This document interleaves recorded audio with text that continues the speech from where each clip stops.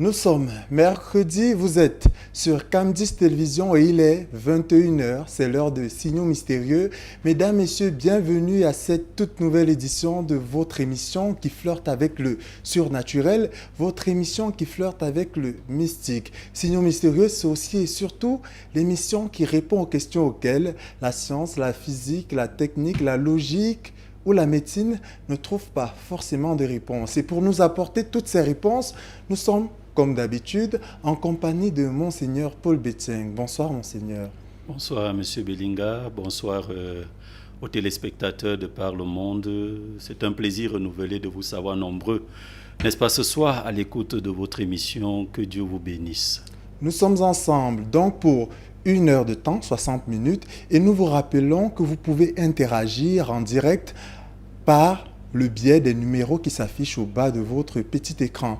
La semaine dernière, dimanche, nous avions déjà parlé des malédictions. Nous étions dans la continuité des malédictions et nous continuons avec les malédictions, mais en abordant un thème beaucoup plus précis, beaucoup plus particulier.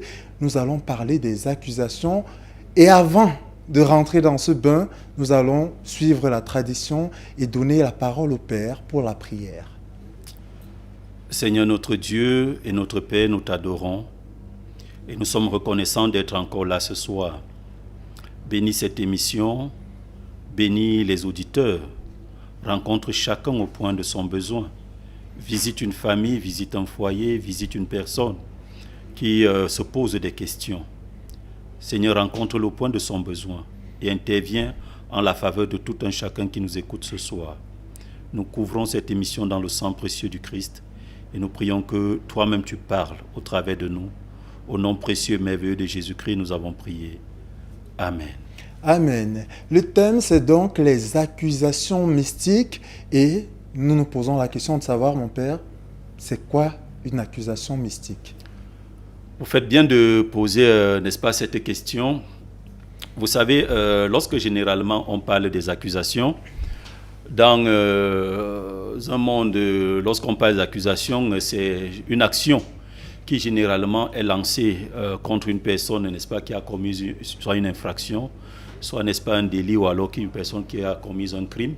Et cette personne est accusée pour pouvoir faire face, n'est-ce pas, aux peines requises contre l'action que cette personne a posée. Là, nous sommes dans le côté judiciaire et dans le côté, n'est-ce pas, du monde de la chose.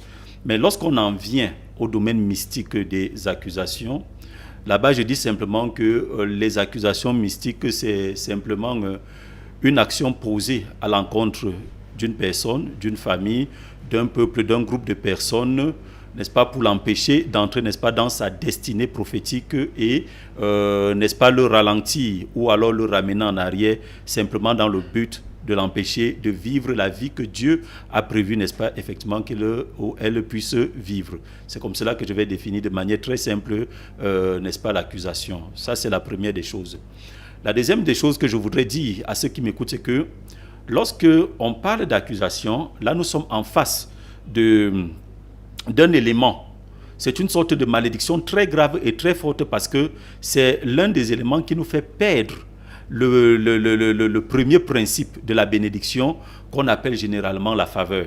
Parce qu'en réalité, lorsque vous n'avez pas la faveur, que ce soit la faveur de Dieu ou la faveur des hommes, vous êtes totalement disqualifié en ce qui concerne la bénédiction. Parce que lorsque vous êtes accusé, lorsque les hommes vous accusent, lorsque le mystique vous accuse, lorsque la sorcellerie vous accuse, en réalité, vous perdez la faveur. Parce que face à ce que Dieu a prévu et préparé pour vous, vous n'allez pas entrer dans cette bénédiction ou dans ces grâces-là. Et une personne, en réalité, qui vit les accusations, est une personne qui ne pourra pas évoluer dans sa vie parce qu'à chaque étape, elle se sentira et elle se retrouvera en train d'être accusée. Quels sont les différents aspects liés aux accusations en ce qui concerne les malédictions, les différents aspects? Il faut dire que lorsqu'on parle des aspects, n'est-ce pas, liés aux accusations, il faut dire qu'ici, on interpelle les personnes à pouvoir souvent regarder un peu dans leur vie. Regardez dans votre vie les choses que vous vivez et les choses qui se passent. Parce qu'il y a des signaux qui vous permet de voir que je vis une malédiction d'accusation. Je vais prendre ici, partant de certains exemples.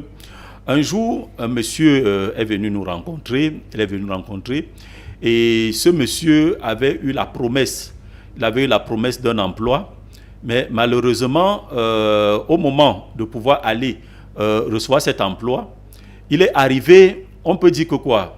On peut dire qu'il est arrivé peut-être 5 minutes après que l'emploi ait été donné à quelqu'un, alors qu'il était convié et il était rassuré que comme je suis en train de partir ici, j'ai toutes les faveurs pour pouvoir, n'est-ce pas, bénéficier du travail que je m'en vais chercher. Ça, c'est un aspect qui fait que vous avez ce que nous appelons vulgairement l'esprit d'A-1. C'est l'esprit d'A-1 qui fait qu'à la porte d'une certaine faveur, d'une certaine bénédiction, vous avez toujours une déception et vous ne comprenez pas pourquoi est-ce que vous vivez cela. Un jour, une jeune dame, une jeune fille de 22 ans est venue, n'est-ce pas, nous rencontrer parce que en fait, elle devait présenter un concours. Et c'est pourquoi nous disons souvent aux gens que le travail spirituel est très important et le prophétique encore important. Elle devait présenter un concours prestigieux dans notre pays.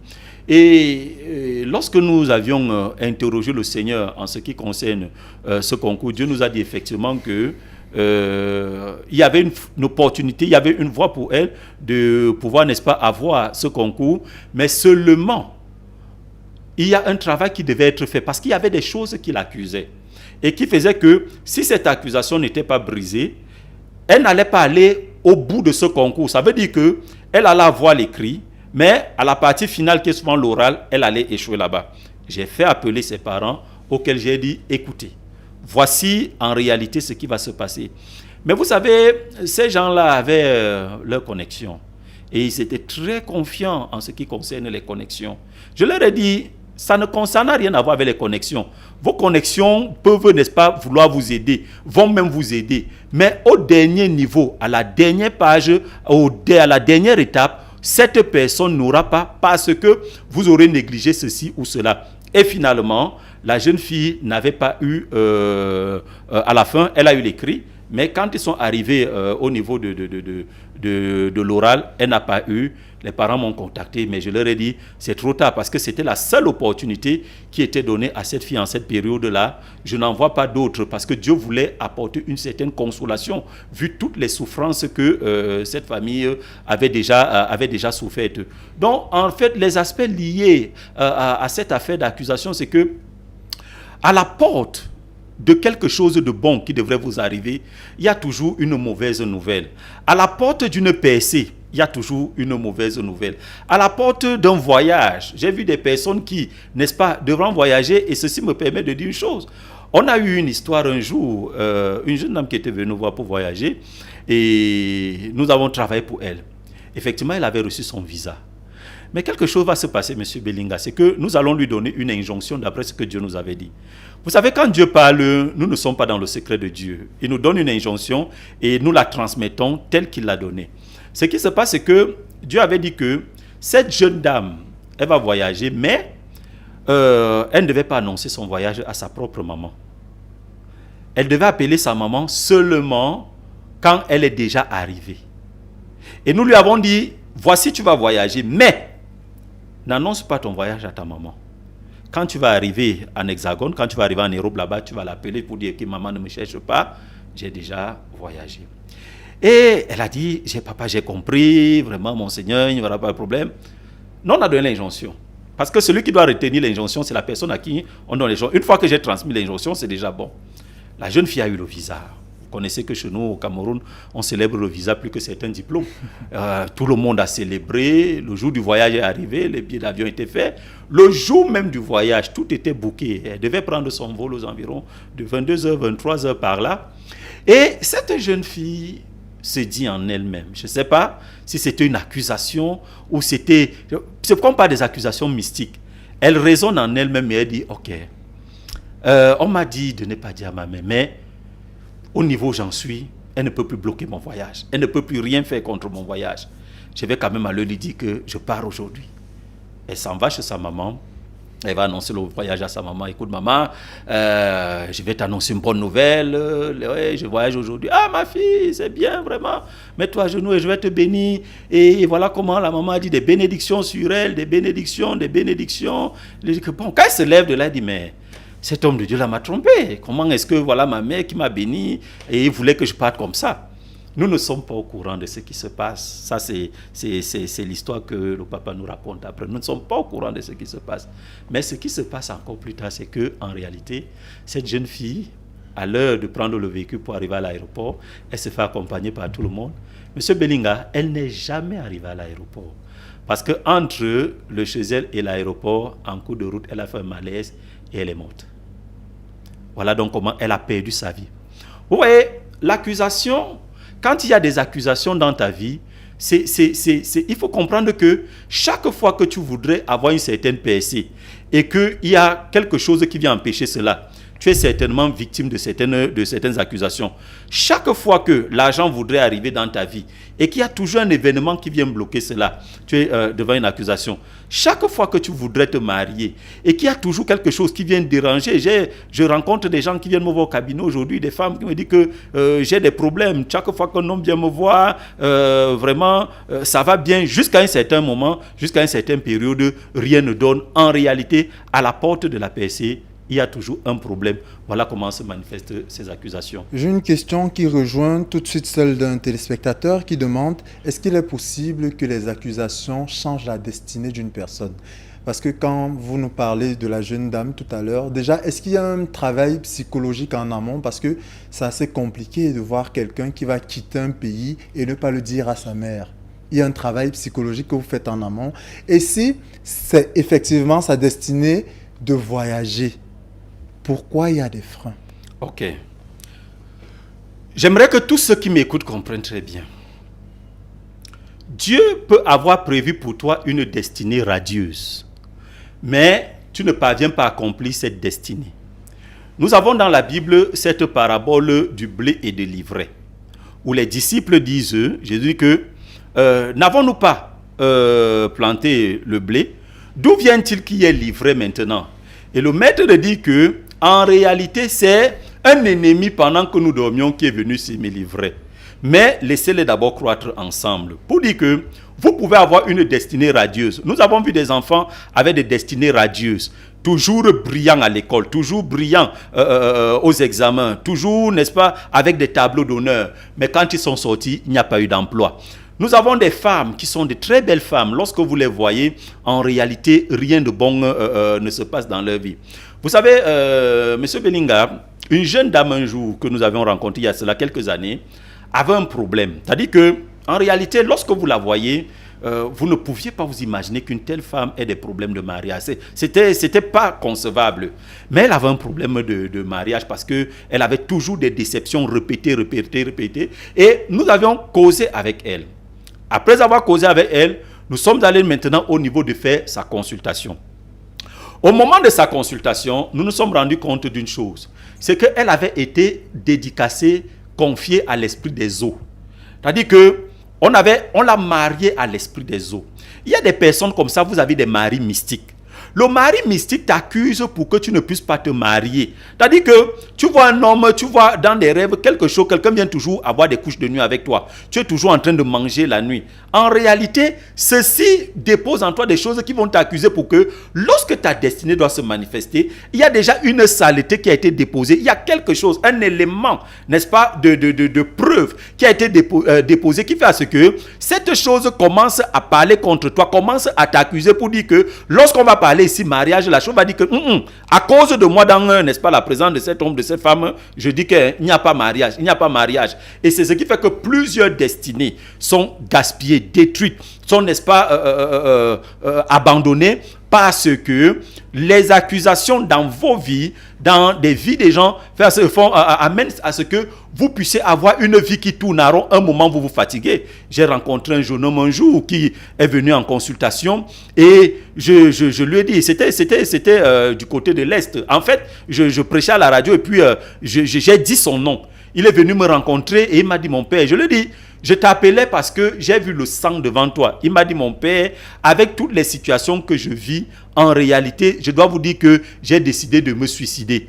J'étais en train de penser à mon suicide quand j'entends, parce que je suivais la radio d'une oreille, dans la radio de mon voisin, j'entends comment est-ce que mon nom est appelé, et il avait appelé à l'émission en direct. Je lui ai dit, mon fils, ne te suicide pas. Ne te suicide pas, parce que les choses qui t'accusent voudraient, n'est-ce pas, te perdre, voudraient, n'est-ce pas, détruire ta vie pour que tu te perdes totalement et que tu ne bénéficies pas du plan de Dieu. Lorsqu'on vit, tant qu'on vit, il y a encore de l'espérance. C'est pourquoi toutes les accusations qui ont jusqu'ici retardé votre destinée peuvent effectivement être détruites et brisées pour vous conduire dans votre destinée prophétique. La définition même d'accusation commence un peu à prendre forme, mais quelles sont les différentes formes d'accusation justement auxquelles on peut avoir accès et comment se manifeste-t-elle dans nos vies? Comment on sait qu'on est accusé? Ok. Il faut savoir, pour toi qui m'écoutes, que les accusations, c'est à plusieurs niveaux. Il y a des accusations qui viennent du domaine familial. Vous sortez peut-être d'une famille dans laquelle on a dit que dans la famille, permettez-moi de dire n'importe quoi, de Kalaba, il n'y aura jamais il n'y aura jamais l'argent. Ce sera toujours la pauvreté. Vous sortez de cette famille-là. Quelque chose fait que chaque fois que vous trouvez, je vais dire que quoi, un élément ou un moyen qui doit vous apporter une certaine paix, un certain bien-être, il y a toujours une déception qui arrive et qui vous enlève. J'ai vu des gens qui perdent leur emploi sans comprendre pourquoi. Quelqu'un a tellement cherché le travail qu'au moment où on lui donne le travail, il perd ce travail, cet emploi-là, sans comprendre réellement comment est-ce que je fais pour perdre ce travail. Il commet une erreur qu'il n'a pas calculée. Et quand il revient pour regarder, il dit, mais je ne sais pas comment j'ai fait pour commettre cette erreur-là. Ça, c'est la première chose. Lorsqu'on est dans le cadre familial, il y a des familles où on a lancé, on accuse la pauvreté. C'est-à-dire qu'on a dit que la richesse ne va jamais entrer chez toi. Chaque fois que la richesse voudrait se mettre, les esprits de la sorcellerie disent que ici, là, on a dit qu'il n'y a pas de richesse. Ce sera seulement la pauvreté, la pauvreté, la pauvreté. Il y a des familles où il y a des accusations de maladies mystiques. Ça veut dire que dans votre famille, on tombe malade bizarrement. C'est-à-dire qu'une maladie qui arrive souvent de nulle part. On tombe malade, on ne sait pas d'où la maladie vient, on ne sait pas comment vous allez à l'hôpital, on vous dit qu'il n'y a rien. Mais pourtant, ce sont les mêmes symptômes qui ont tué votre grand-père, qui ont tué votre père, qui, n'est-ce pas, qui ont entraîné vos oncles, et ainsi de suite. Et on se rend compte que vous commencez à vivre les mêmes choses. Nous sommes là déjà face, n'est-ce pas, à quelque chose qui accuse cette famille. Il y a des familles où, comme j'ai dit une fois, on a ouvert une vanne, on a dit que ici, là, vous n'allez pas passer par ceci ou par cela. Ça fait donc qu'il y a des familles où les enfants peuvent fréquenter, mais ils sont toujours sur place. Il y a des familles où on a dit que les filles, vous allez seulement accoucher à la maison, le mari ne sera jamais. Il y a des familles où on a dit que non, il y a des filles, là-bas on est champion du monde, n'est-ce pas, des avortements. On verse le sang seulement d'avortement à tout vent et à tout moment. Et puis on reste sur la maison, on voudrait faire bonne figure jusqu'à ce que les entrailles soient totalement bloquées. Il y a des familles où, n'est-ce pas, en réalité, on a donné l'alcool. On boit tellement dans cette famille que vous vous demandez que mais qu'est-ce qui se passe en réalité? Parce qu'on a versé l'alcool. L'alcool est toujours en train de t'accuser pour dire que tu vas seulement boire. Ça fait que dès que l'argent arrive dans tes mains, la première pensée qui vient, c'est, n'est-ce pas, aller acheter, n'est-ce pas, un verre de quelque chose, une bouteille de quelque chose ou un sachet de quelque chose pour consommer. Là, tu es déjà sur le coup, en réalité, des accusations. Maintenant, il faut savoir, quand la pauvreté t'accuse, quand, n'est-ce pas, les blocages t'accusent, ou même alors, il y a aussi, il faut dire, M. Bellinga, d'autres familles que vous voyez d'apparence aisée, mais qui vivent des malheurs bizarres. Là-bas, on meurt toujours de manière très bizarre. C'est-à-dire que leur position est enviable, leur situation est enviable. Mais il y a des malheurs dans ces familles où les gens se disent que qu'est-ce qui se passe en réalité? Parce qu'il faut dire que le fait d'être victime d'une accusation, être victime d'une accusation ne se mesure pas toujours par les choses qu'on n'a pas. On peut avoir certaines choses, par exemple, vous pouvez être marié. Moi, j'ai connu des femmes qui se sont mariées dans des foyers où, en réalité, on trouvait qu'elle a épousé une personne qui va chasser la pauvreté de la famille, mais où elle était très malheureuse. Extrêmement malheureuse, qu'elle a regretté, mais seulement elle est dans un niveau où elle ne peut pas dire, n'est-ce pas, à ces gens que voici ce que je vis, tout le monde sera contre vous, parce que le beau-fils est le beau-fils parfait, est le beau-fils tant souhaité. Il fait des dons et des cadeaux à tout le monde. On ne peut pas comprendre que celui que la famille regarde comme le Moïse, comme, n'est-ce pas, le Élie qui est venu libérer la famille, vous disiez que c'est une mauvaise personne, c'est toi qui es plutôt une mauvaise femme, tu ferais mieux de t'arrimer. Et c'est pourquoi on a plusieurs choses aujourd'hui. Donc il y a des femmes comme ça, il y a des personnes qui dans leur foyer, tu as peut-être eu le mariage, mais tu ne vis aucun bonheur. D'autres personnes sont même arrivées à dire que, oh écoutez, il vaut mieux être seul, moi j'ai décidé de ne plus jamais me marier. C'est pas ta destinée de ne pas te marier parce que tu as vécu une ou autre, ou alors une autre chose. La réalité, ce qui devrait se passer, c'est que on doit, n'est-ce pas, briser ces accusations dans ta vie pour t'introduire dans ta destinée prophétique. Donc, lorsque ces choses t'accusent, à la porte, je redis encore, à la porte du bonheur, il y a toujours comme un malheur. Pendant que les autres seront en train de célébrer, toi tu seras en train de pleurer. Il y a de cela quelque temps, pendant que j'étais hors du pays, M. Bellinga, quand je rentre, un numéro me bip. Et puis je rappelle, c'est une dame que je connais bien qui se met à pleurer. Elle demande, c'est elle, c'est mon sœur? Je dis, oui, c'est moi. Elle se met simplement à pleurer. Je dis, mais c'est qui, puisque j'avais plus le numéro? Elle me dit, en réalité, c'est une telle, voilà. Ah, je reconnais tout de suite. Mais qu'est-ce qu'elle me dit? Que ça fait 1 an qu'elle souffre. On l'a déjà amenée à plusieurs endroits et elle n'a pas de solution. Elle a essayé mon numéro depuis 2 ans, ça ne passait pas. Et là, elle a essayé à tout hasard et elle a vu que ça passait. Elle s'est dit que non, ça doit certainement être une erreur. Et le fait que je rappelle quelque chose avec elle, je lui ai dit, ok, nous allons travailler spirituellement. Et nous avons fait un travail de 40 jours. Et après les 40 jours, jusqu'à aujourd'hui, elle n'a plus jamais vécu ce qu'elle vivait.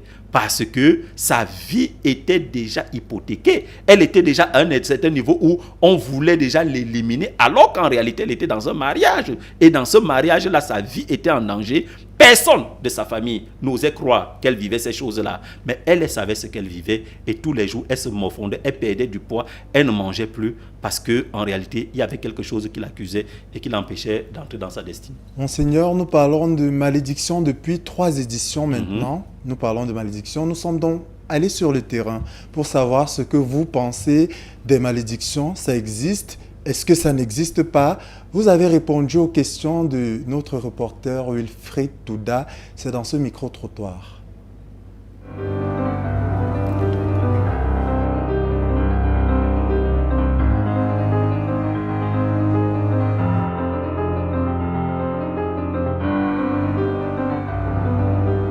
Depuis qu'on est enfant, on dit toujours que oh, on m'a maudit, on m'a mis ceci. Mais moi, je crois que c'est pour les fainéants. Dans la vie, il faut se battre. Il ne faut pas t'accrocher pour dire que mon oncle m'a fait ceci au village, c'est pour ça que je ne m'en sors pas.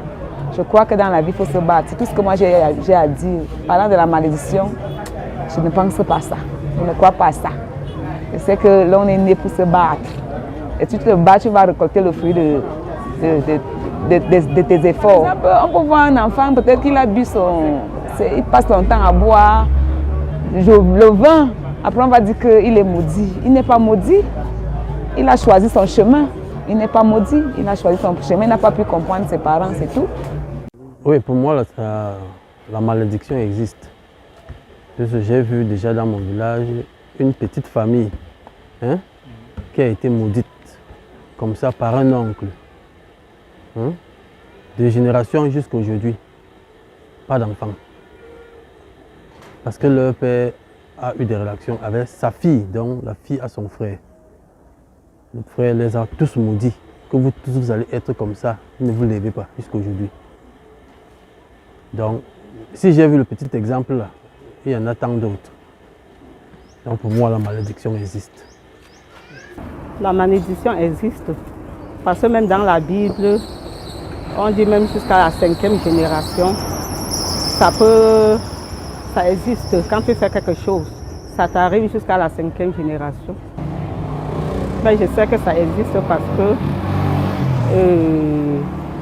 on dit quand tu honores ton père et ta mère, tu n'honores pas ton père et ta mère, tu serais maudit.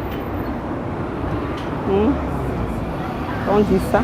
Donc c'est pour ça qu'elle dit que la malédiction existe. La malédiction existe bel et bien parce que Premièrement, je crois d'abord au karma. Je crois au karma, je crois au fait que la parole d'un aîné ou bien d'un parent peut affecter dans certaines conditions la vie d'une personne. Je me suis dit, bon, par exemple, j'ai vu des familles tout entières aveugles ou bien handicapées. Donc moi, je ne pense pas que ce soit le coup de la chance. Je pense bien ce qu'on appelle le destin. Moi, c'est une malédiction en fait. La malédiction peut se manifester par exemple par des maladies chroniques, comme j'ai dit tout à l'heure, des familles aveugles et tout.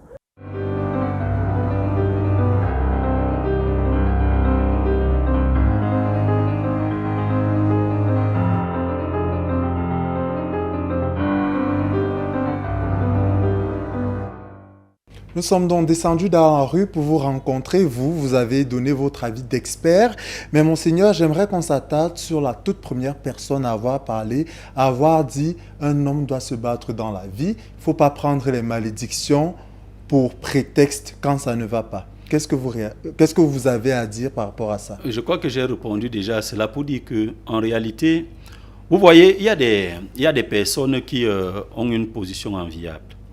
Je vais prendre l'exemple peut-être d'un monsieur ou alors d'un jeune homme qui a fréquenté et qui arrive à un niveau où il a eu la licence, il a eu peut-être le master et peut-être même une formation professionnelle, mais il ne parvient pas à trouver un emploi.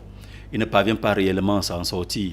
Vous voyez qu'il a rempli un cursus, il a rempli, n'est-ce pas, un certain canevas pour pouvoir arriver à une certaine position. Mais à un certain niveau, rien ne sourit pour lui, rien ne va pour lui. On ne va pas dire qu'il ne se bat pas. Maintenant, quelqu'un peut se battre. Vous voyez, se battre, ce n'est pas toujours à la hauteur de ce que vous méritez.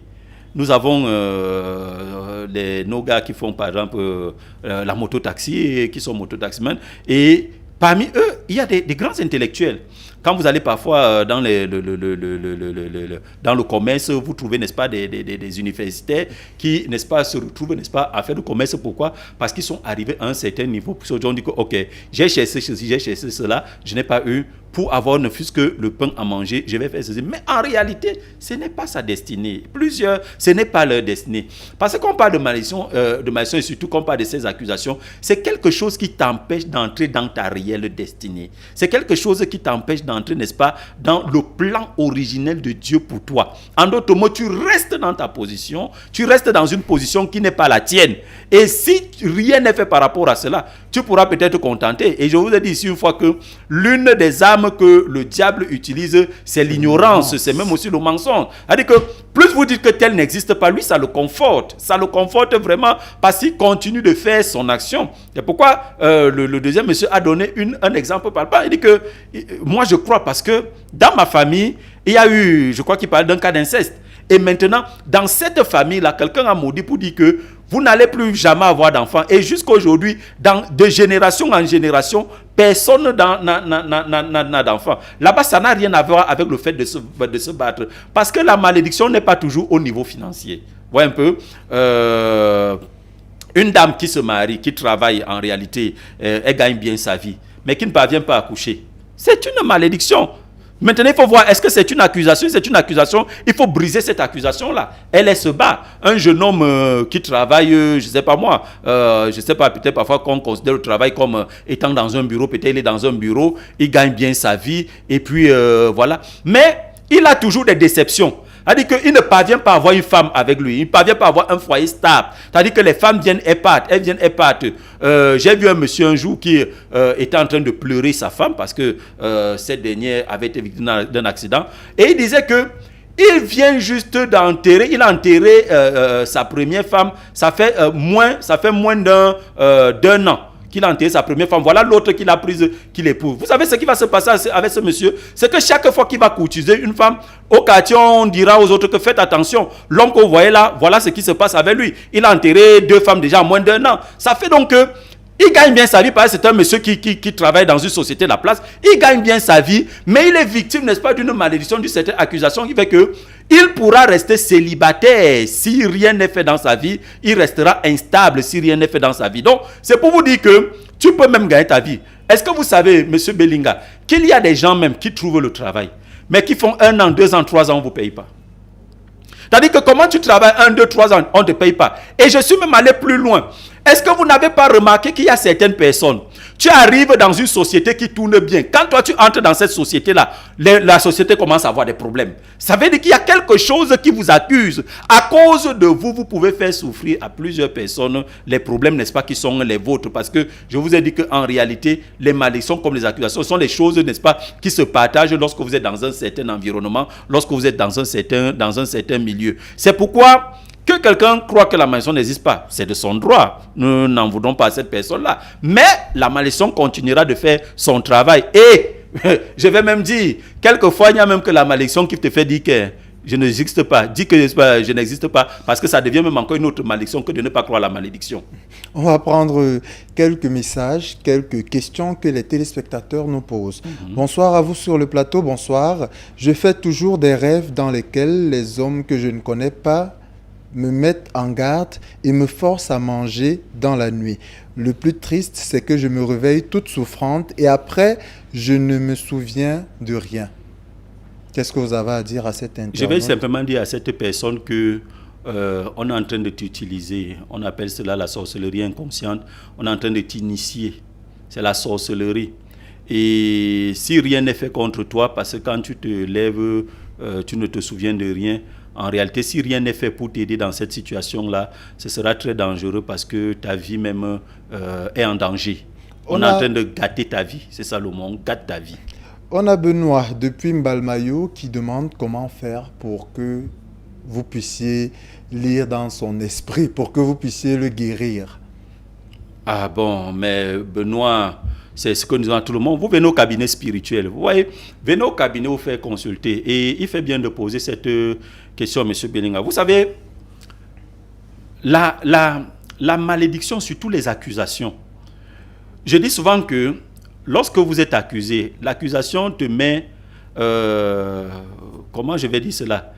Elle te ramène au lieu où elle doit s'exécuter contre toi. Je vais dire ça simplement.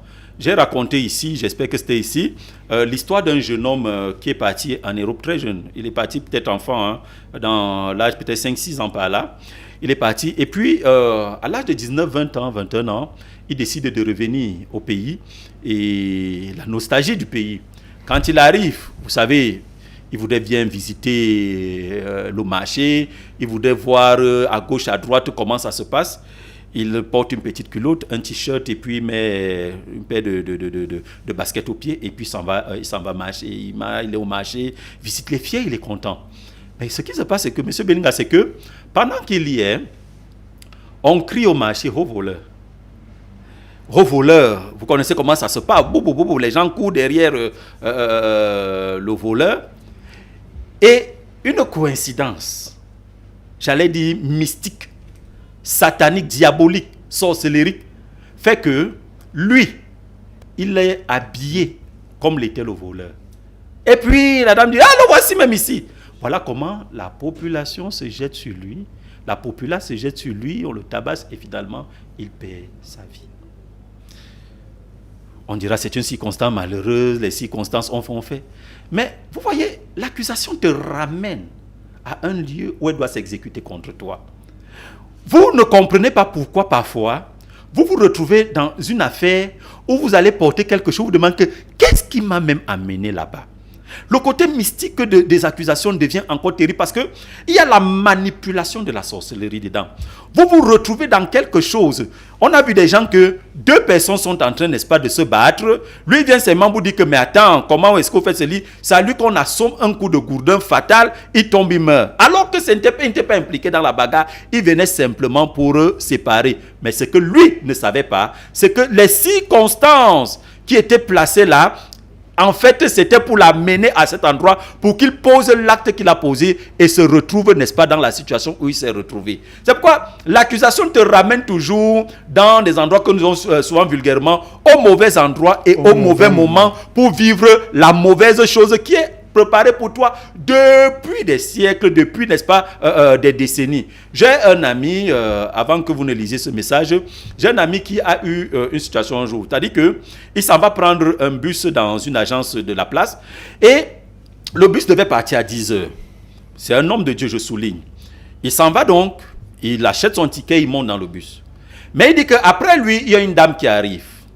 La dame, lorsqu'elle monte dans le bus, elle regarde un monsieur, elle dit que mais le monsieur s'il fait quoi ici dans ce bus? Elle dit à l'agence, descendez ce monsieur, qu'il attend de l'autre bus, je ne voyage pas avec lui. On dit non, il a payé le ticket comme vous, il est coquet. S'il voyage dans ce bus, moi je ne voyage pas, je descends. On dit mais si vous descendez, vous allez seulement prendre le bus de 13h30. Elle a dit pas de problème. Et lui, il est un homme de Dieu, il se dit, vous savez, Dieu parle tantôt d'une manière, tantôt d'une autre. Il se dit que mais si la femme s'y descend, moi-même je descends. Voilà comment il descend. Lorsqu'il descend, le bus rempli demande à la dame, mais pourquoi est-ce que... Elle dit, je ne sais pas, mon esprit ne colle pas avec lui. C'est pourquoi elle dit que ne descend pas. Je ne comprends pas moi-même. Ils ont pris le bus de 13h et puis finalement, quand ils se sont retrouvés en route, le bus qui était parti avant eux avait fait un accident et les gens sont morts. Pour vous dire que vous pouvez être dans un environnement où il y a une personne qui est accusée et cette personne-là va entraîner plusieurs avec elle. C'est pourquoi quelqu'un a demandé, la malédiction est-elle contagieuse? Elle est très contagieuse parce qu'on peut prévoir la mort de quelqu'un, vous vous retrouvez dans le même véhicule. On cherche une seule personne et plusieurs se retrouvent. Et il faut dire que dans certaines accusations dans certaines familles entraînent seulement le sang. On meurt d'accident, on meurt de crime, on meurt de ceci, on meurt de cela. C'est-à-dire que tout ce qui tourne autour du sang, c'est toujours violent, c'est brutal, c'est terrible. Et voilà comment est-ce que certaines personnes vivent ces accusations-là, ces malédictions qui existent bel et bien. Ça tombe bien que vous parliez de mystique parce que là, il y a, je vous salue au studio, salut. De mon avis, je pense que le mysticisme existe, mais ne peut être accusé que celui qui est mystique. Bon, j'aimerais bien le lui concéder. Mais vous savez que dans ce monde-ci, il y a deux camps. Il y a le camp de la vie, il y a le camp de la mort, le camp du bien et le camp du mal. Suivez-moi très bien. Il n'y a pas de juste milieu. Je vous ai dit par exemple que lorsque vous n'êtes pas béni, vous êtes maudit. Laissez le mot que j'ai eu la chance ou la malchance. C'est-à-dire que la chance comme la malchance, ça n'existe pas. Et il n'y a pas de juste milieu que non. Je n'ai ni la chance, je n'ai ni la malchance, je suis au milieu des deux. Soit vous êtes dans l'un, soit vous êtes dans l'autre. Ça, c'est d'un. Maintenant, celui qui est mystique, il exerce son mysticisme sur qui? Sur ceux qui ne le sont pas. Maintenant, ceux qui ne le sont pas deviennent victimes. Soit vous l'êtes, et vous savez ce que vous faites, parce que quand je vais même parler de cet autre côté-là, je vous ai dit que le sorcier exerce sa sorcellerie sur ceux qui sont ignorants. Et même parfois, il y a une histoire dans la Bible, parce qu'il y a des personnes qu'on trompe aussi, et qu'on amène à poser des actes qui se retournent contre eux. C'est-à-dire que cette histoire dans la Bible, c'est une histoire qui raconte deux femmes qui avaient chacune un enfant, et il y avait une situation en Israël où il y avait la famine. L'une d'elles a dit à l'autre, donne ton fils, nous allons le manger aujourd'hui. Et demain, on va manger le mien. La première a donné son enfant. Ils ont mangé son enfant. Et le lendemain, bon, quand on dit le lendemain, le moment de manger, elle dit que, mais donne ton enfant pour qu'on le mange ici. Et la Bible dit qu'elle a caché son enfant. Ça veut dire que même chez les mystiques, il y a des gens qu'on trompe. Parce que tout le monde n'est pas au même degré et au même niveau de mysticisme. Ça, c'est l'autre chose. Et je m'adresse à ceux qui ne sont pas mystiques. Sachez que les sorciers peuvent gâter ta vie. Les sorciers peuvent s'appuyer sur quelque chose qui a été fait dans ta vie depuis longtemps, dans ta famille, qui marche contre toi. C'est pourquoi je dis que posez-vous bien les questions. Pourquoi ceci m'arrive? Pourquoi je vis ceci? Pourquoi ceci se répète? Pourquoi je ne parviens pas à voir ceci? Dieu a prévu que tu vives une certaine vie. Certains me diront que le plan de Dieu pour nous n'est pas toujours forcément que nous puissions avoir le bien-être. C'est le plan de Dieu pour nous, que nous puissions avoir le bien-être, que nous puissions être à l'abri, n'est-ce pas, de certaines souffrances et qu'en réalité, nous puissions accomplir notre destinée prophétique et que notre étoile brille. Monseigneur, qui peut nous accuser? Voilà. Maintenant, qui peut nous accuser? Sachez que nous aborderons, c'est une thématique sur laquelle nous attendons, les autels dans nos familles. C'est l'hôtel avec A-U-T-E-L. Les autels dans nos familles sont le lieu où des accusations, n'est-ce pas, sont posées dans une famille. Et je vous disais que l'accusation est transgénérationnelle. Une de vos personnes, une dame que vous avez interviewée pendant votre vox pop disait que la malédiction va jusqu'à la 3e et à la 4e génération. Ça veut dire que des générations avant, il y a parfois des choses qui ont été faites. Peut-être dans une famille, on a versé le sang. Et ce sang qu'on a versé, la personne a parlé contre la famille. Il y a eu peut-être un crime, il y a eu une situation où quelqu'un a dit, comme vous m'avez fait ceci, vous allez souffrir de cela. Toi et tes enfants, vous allez souffrir. vous n'étiez même pas, même votre père n'était pas encore, votre grand-père ou arrière-grand-père n'était même pas encore là, c'est votre aïeul qui était là. Mais ça fait donc que vous arrivez à une situation où vous vivez quelque chose de terrible. Un monsieur a fait le concours de la police une fois et ce monsieur est allé célébrer parce qu'il était officier de police. Il est allé célébrer dans son village. Quand il est allé célébrer dans son village, là-bas, il a rencontré son oncle, les parents n'étant plus là. Et puis il était content. Oh, je suis devenu officier de police, il a donné à manger, à boire. Et l'oncle lui demande que, mon fils, tu dis que tu es quoi? Il dit, je suis officier de police. Que ton père était quoi? Ah, mon père était un petit cultivateur. Vraiment, je peine aujourd'hui qu'il ne soit plus là. Et ta maman faisait la même chose que si elle était cultivatrice. Et toi, tu es quoi? L'officier de police. Donc il a dit, ok, j'ai compris. Il n'a plus dit un autre mot. Mais seulement ce monsieur, qui était officier de police, quelques temps après, il est parti, il a commis une faute, il ne sait pas trop comment, et on l'a déshabillé et recongédié de la police, dit que tu ne fais plus partie des rangs de la police. Ça part d'abord de l'hôtel familial. Quel est l'hôtel qui parle contre toi? Quel est l'hôtel qui t'accuse? Quel est l'hôtel, n'est-ce pas? Et quel genre d'accusation cet hôtel prononce ou profère contre ta vie? Est-ce que c'est une accusation de célibat? Parce que ça fait donc que c'est une accusation de célibat. Le célibat va t'accuser. De vous rester comme cela, le célibat vous accuse. C'est-à-dire que vous voulez vous marier, vous mettez des efforts, vous prenez une femme, vous mettez chez vous. Il y a des gens que tu as même pris la femme, tu as mis à la maison, tu reviens, elle a tout porté, elle est partie. C'est-à-dire que la maison est restée vide, il n'y a plus rien. Il y a d'autres personnes, c'est-à-dire que tu te maries tous les 6 mois. Celle-ci vient, elle fait 6 mois, elle part. On sait déjà que chez toi, la femme ne fait pas 2 ans. La femme ne fait jamais 1 an. C'est 6 mois, c'est officiel. C'est une accusation. Il y a cette accusation de la pauvreté. C'est-à-dire que la pauvreté a déjà touché ton niveau au point où c'est même déjà presque la misère. C'est-à-dire que chez toi, l'argent, c'est les mêmes percées. Tu as des bons projets seulement quand tu ne fais rien, quand tu n'as pas d'argent. Mais dès que l'argent touche tes mains, dès que l'argent est entre tes mains, c'est autre chose qui commence à se manifester. C'est quand l'argent finit là-bas que tu sembles revenir dans ton bon sens. Tu as des accusations du chômage. Tu as des accusations même de maladie. C'est-à-dire qu'il y a des gens qui sont toujours malades. On ne sait, ils tombent toujours malades à une certaine période. Il y a des gens, M. Belinga, qui en une année peut tomber malade 4 fois. Il est toujours à l'hôpital. Il y a toujours des médicaments à son chevet. Ça, c'est très dangereux. C'est une malédiction qu'il faut réellement briser. Vous avez des accusations. On a dit que vos enfants ne seront jamais rien. Vos enfants n'iront jamais loin dans les études. Votre enfant peut être intelligent de la CIL jusqu'à la classe de 4e. Arrivé en 3e, c'est comme s'il devient terrible, vagabond. Il commence seulement à boire, à entrer dans les systèmes psychotropes, à se gaspiller avec la mauvaise compagnie. Il y a quelque chose qui ne va pas. Parce que ça arrive à un certain moment où cet enfant devient le genre d'enfant qui lève la main sur son parent. C'est-à-dire qu'il y a des malédictions, mais il ajoute encore des malédictions. Il y a des accusations qui font ce qu'on dit que toi, tu ne vas jamais construire. Il y a des gens, ils ont commencé un chantier. Après aujourd'hui 10 ans, il avait l'argent. Mais depuis qu'il a commencé le chantier, depuis qu'il avait posé la fondation, qui n'a même pas chaîné, jusqu'à aujourd'hui 15 ans, ce n'est jamais fini. Il y a des gens qui m'écoutent. On a fait l'accusation que tu ne vas jamais voyager. C'est-à-dire que chaque fois que tu programmes un voyage, la seule chose qui se passe, c'est que soit ton argent part dans l'eau, soit on te frappe, soit on te refuse le visa, soit. Donc, il y a tellement d'accusations qui parlent dans la vie des gens, mais il faut comprendre l'origine. Parce qu'à partir de l'origine, d'autres choses entrent qui commencent, n'est-ce pas, à vous accuser et qui vous empêchent d'entrer dans votre destinée prophétique. C'est pourquoi il faut briser cela.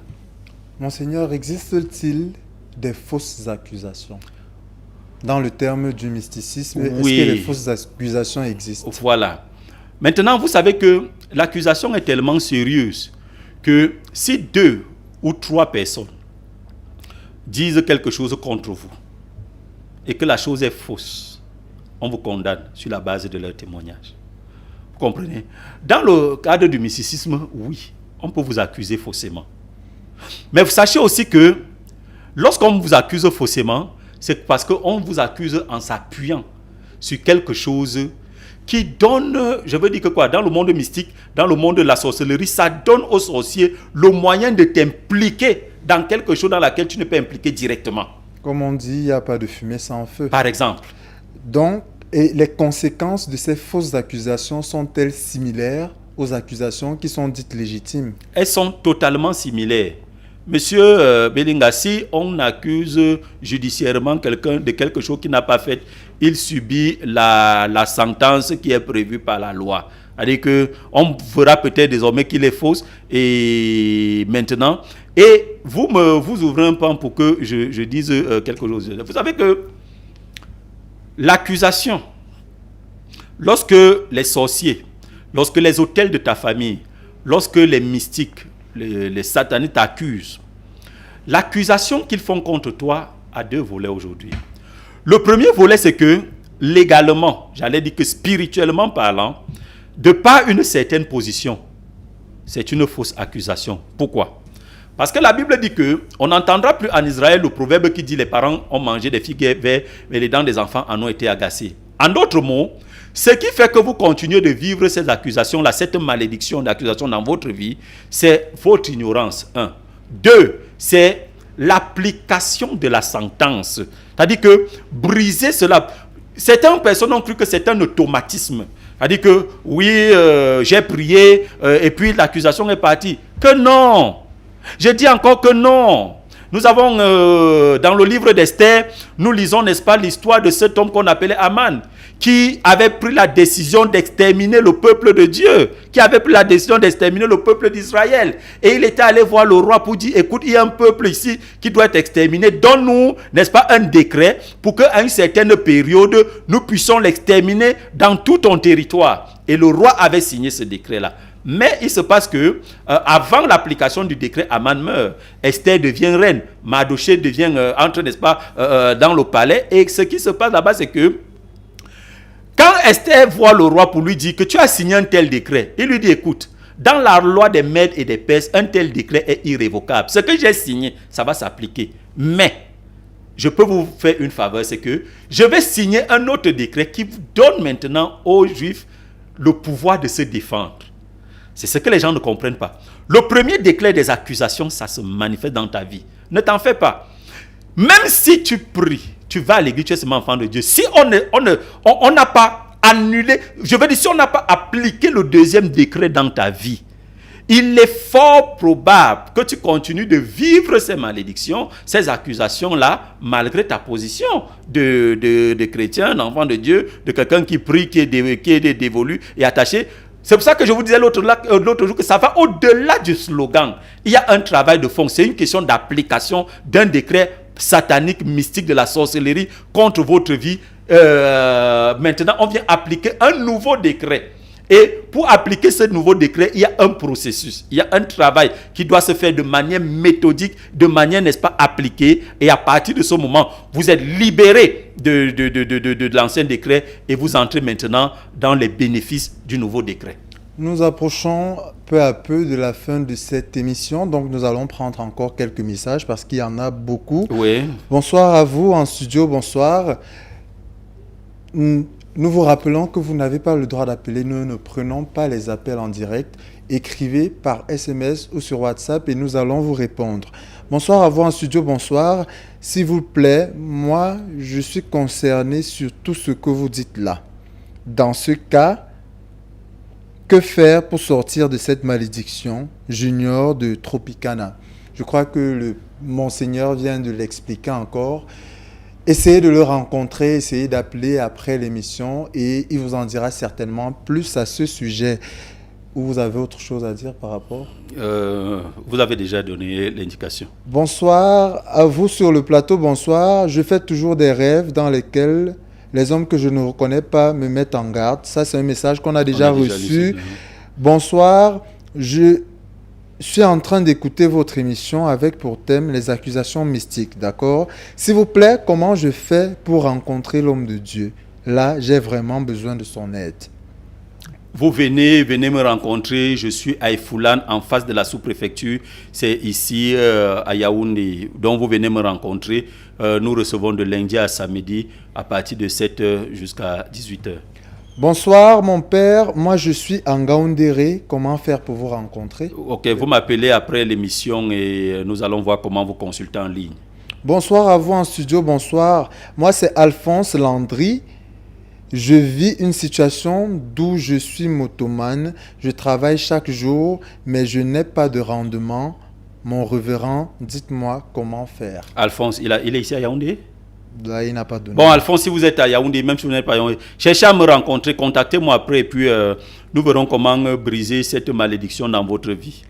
Nous allons entamer la dernière partie de notre thème d'aujourd'hui. comment être délivré des accusations? Ah oui, vous posez là une très belle question, Monsieur Belinga. Sachez que vous avez besoin d'aide. Vous savez, lorsque vous commencez à constater les problèmes, les difficultés, j'allais dire toutes les choses qu'on a dites ici et même qu'on n'a pas dites, mais que vous vivez et que vous trouvez cela comme, n'est-ce pas, des situations pas normales du tout, vous avez besoin d'aide. Et dans le cas d'espèce, je suis à la disposition de tous ceux-là qui, n'est-ce pas, trouvent qu'ils ont besoin, n'est-ce pas, d'être libérés de ces malédictions. Maintenant, sachez que nous procédons généralement par la consultation.